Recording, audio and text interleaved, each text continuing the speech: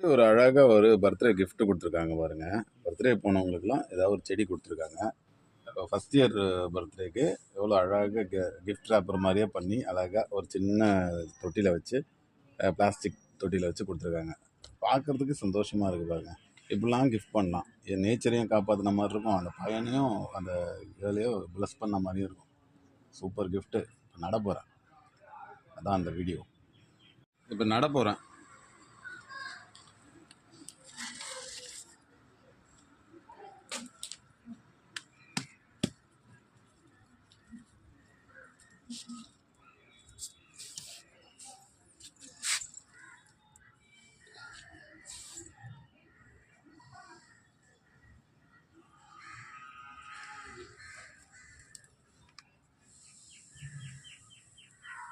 நட்டாச்சு.